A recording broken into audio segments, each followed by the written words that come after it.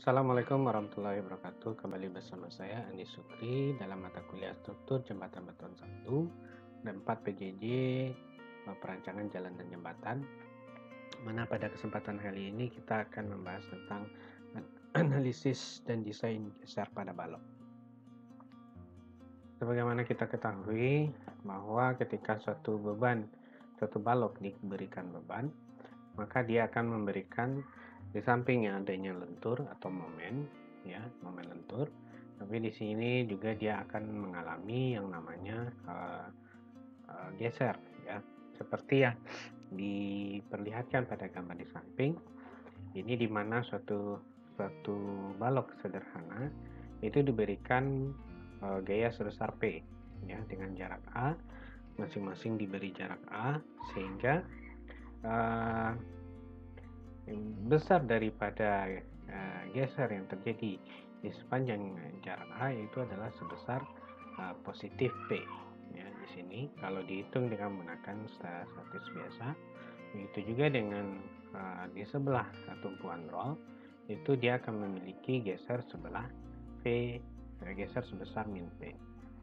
Nah, untuk besar momen yang terjadi adalah di sini kalau kita berikan grafik momen itu akan berbentuk trapezoidal, sehingga tinggi momen maksimum yang terjadi adalah geser dikali dengan jarak dari tumpuan ke titik beban terpusat itu sebesar A, maka itulah besar dari nilai momen yang akan terjadi.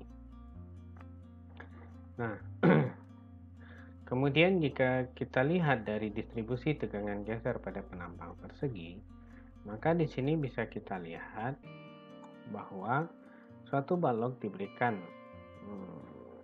dimensi sebesar B dan sebesar H. Kemudian di sini terdapat garis netral yang berada tepat di tengah-tengah. Ini neutral axis, sehingga ini adalah bending stresses atau geser, ya, regangan tegangan. Maka bentuk daripada shear stress atau bentuk daripada tegangan geser itu seperti parabolik, ya, seperti parabolik, di mana ini adalah rata-rata daripada jika diekivalenkan maka dia akan seperti ini, H dikali VA, ya. Kemudian kalau seandainya dia dalam bentuk parabolik seperti ini, maka geser maksimumnya itu adalah 3/2 VA. Nah, untuk mencari distribusi tegangan pada penampang persegi yang seperti ini, maka ini bisa dicari seperti ini, di mana ini adalah nilai geser, kemudian ini adalah Q dikali dengan momen inersia daripada balok. Nah, ini bisa kita lihat di sini Q maksimum. Di sini Q maksimum adalah untuk momen inersia pada penampang persegi, yaitu kita menggunakan BH pangkat 3/12. Kemudian untuk Q di sini kita akan menggunakan BH, B kali H/2 dikali dengan H/4. Jadi di sini terdapat Q maksimumnya itu adalah sebesar BH kuadrat per 8. Nah, maka tegangan maksimum yang terjadi di sini ada tegangan maksimum adalah 3/2 dikali geser dikali BH sama dengan 1,5 geser average. Ini geser tegangan rata-rata, di mana statis momen yang terjadi secara maksimum, ya, terjadi secara maksimum itu berada pada sumbu netral. Nah, di sini bisa kita lihat kalau seandainya dia dalam bentuk balok T, dan di sini terjadi diagram regangan tegangan. Nah, di sini ini berdasarkan daripada jika suatu balok dengan berbagai tipe, di mana tipe yang pertama adalah balok tulangan tunggal, kemudian di sini adalah balok tulangan ganda, kemudian di sini adalah balok T dengan tulangan tunggal, di sini adalah balok T dengan tulangan ganda. Maka di sini jika seandainya balok persegi dengan tulangan tunggal, itu bentuk geser maksimumnya itu adalah berbentuk parabolik. Nah, sedangkan untuk balok persegi dengan tulangan ganda di sini berbentuk parabolik, tetapi ada bagian yang ada dua bagian, ya. untuk bagian tarik dan bagian tekan.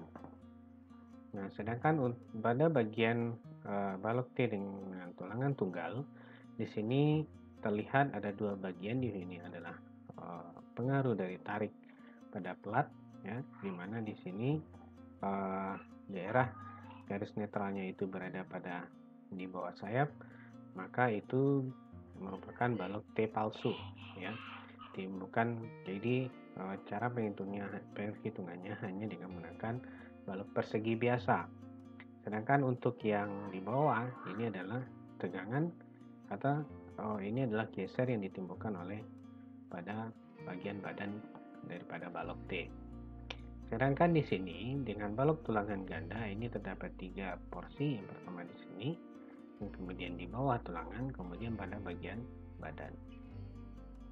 Nah, kondisi tegangan yang bekerja pada suatu elemen yang diambil pada balok, maka ini sama seperti yang kalian pelajari di mekanika bahan, ya, dimana di sini kalian menggunakan lingkaran mol untuk menilai tegangan normal maksimum dan arah retak yang diperoleh.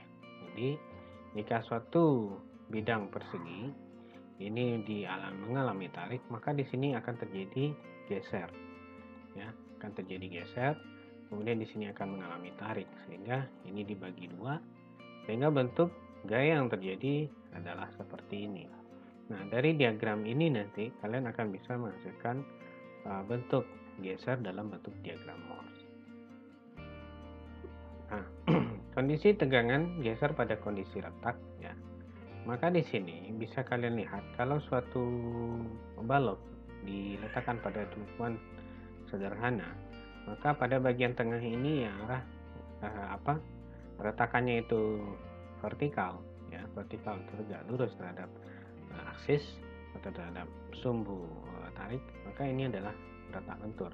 Sedangkan pada bagian yang ini yang berbentuk diagonal, ya, biasanya dia berbentuk seperti ini, maka ini adalah retak geser, ya.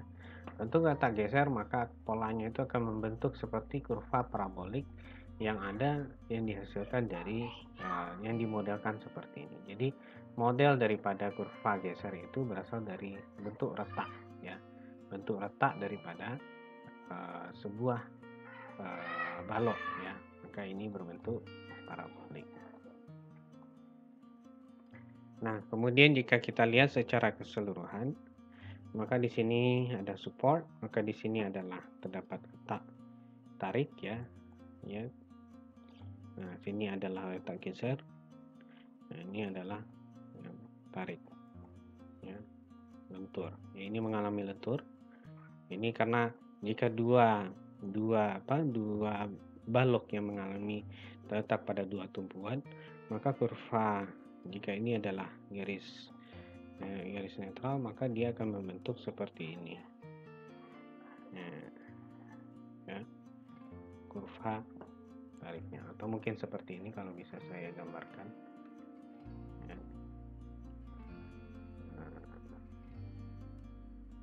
Oke, bisa saya tarik seperti ini, ya. Mungkin kalau saya gambarkan lebih jelas untuk membedakannya, maka dia akan ya seperti ini. Nah, pada bagian ini akan mengalami tarik, ya, pada bagian ini akan mengalami tarik, ini akan mengalami compression. Nah, pada bagian tarik ini dia akan mengalami retak lentur, ya, flexures and shears. Nah, pada bagian retak lentur geser bermula dari retak lentur dan kemudian merambat akibat tegangan, ya. Pada awalnya dia semuanya adalah retak flexural crack atau retak lentur. Kemudian dia merambat, ya. Kemudian dia merambat seperti ini, sehingga ketika retak ini terjadi maka dia akan mengalami, di sini juga akan mengalami tegangan. Jadi kalau ini sambung, maka dia akan mengalami berbentuk diagonal seperti ini. Nah, jadi seperti itu pola kerja daripada beton jika seandainya dia mengalami pembebanan. Nah, untuk balok tinggi, retak miring tersebut adalah seperti ini, ya. Untuk balok tinggi, maka dia akan membentuk trapesium, Ya, di sini diberi pembebanan, 2 pembebanan di sini. Kemudian ini ada tumpuan, maka retaknya itu adalah seperti compression arc, ya, jadi sebentuk trapesium. Nah, seperti yang kalian lihat di sini terdapat diagram satu, itu adalah anchorage failure. Ini adalah kegagalan pada tumpuan. Kemudian yang kedua di sini ada bearing failure. Jadi di sini terjadi kegagalan daripada perletakan. Kemudian di mana ini adalah arc failure, karena ini geser. Kemudian di sini yang tiga ini adalah flexural failure. Jadi ini akibat kegagalan geser. Nah, di sini bisa kita lihat lagi berbentuk retakan, ya, dia menjalar satu sama lain, ya. Ini soft bone to the crack, ya. Jadi ini kehilangan ikatan daripada retakan, ya. Di sini akan kehilangan ikat, ya. Kemudian jika dia mengalami crushing of concrete di sini dan ini tertarik, maka retak gesernya itu akan berpola seperti ini. Ya, ini adalah tulangan yang akan menahan daripada keretakan geser yang terjadi, ya.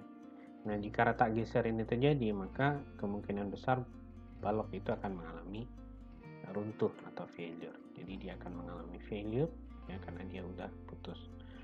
Nah, maka yang akan menjadi topangan itu adalah dari tulangan yang ada di bawah ini. Jadi retak geser itu dapat runtuh melalui keruntuhan geser tarik atau keruntuhan geser tekan. Nah, kekuatan geser balok reinforced concrete atau RC tanpa tulangan badan, maka dia akan berbentuk seperti ini. Maka tahanan total yang terjadi adalah VC atau geser pada zon tekan ditambah VAY, yaitu gaya agregat, jadi akan interlocking. Jadi interlocking antara material beton yang ada di dalamnya itu cukup memberikan friksi, ya. Kemudian VD, kemudian aksi dowel dari tulangan, ya, longitudinal. Jadi ini dowel, ya. Jadi dia akan menahan di sini. Kemudian di sini adalah interlocking. Jadi ada agregat-agregat yang saling bergeser, ya, yang sifatnya masif, ya, yang tidak seragam. Ini akan saling menahan.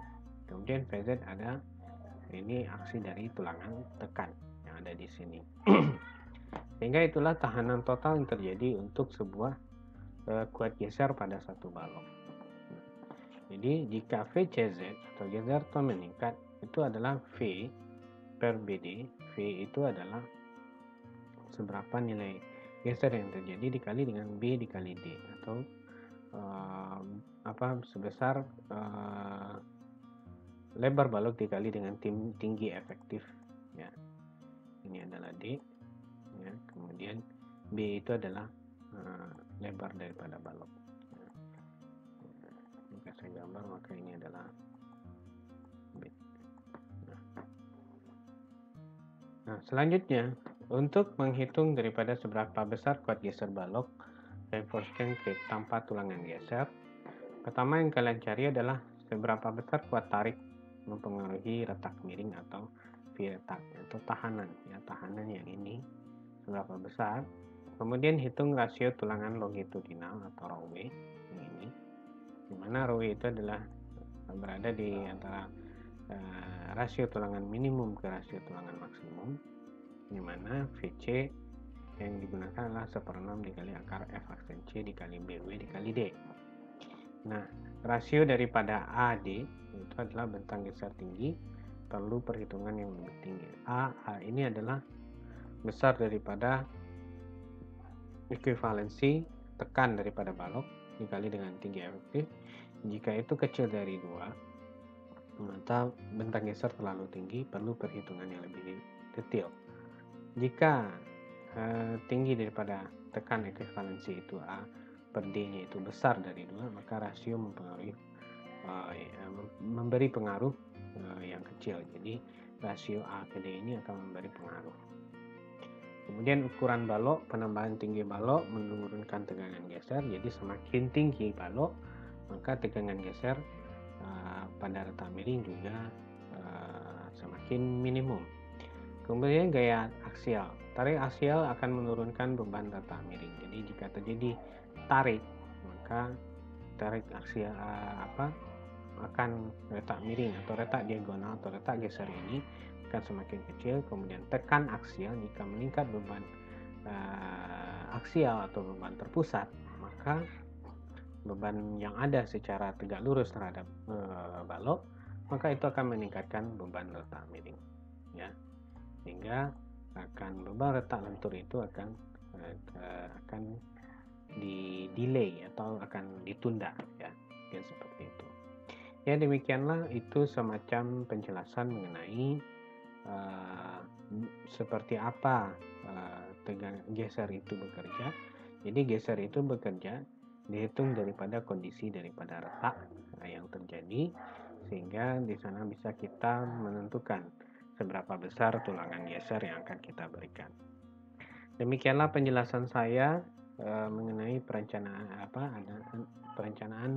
analisis dan desain geser pada balok. Pada minggu depan kita akan mulai membahas seperti apa analisis perhitungan pada balok terhadap geser.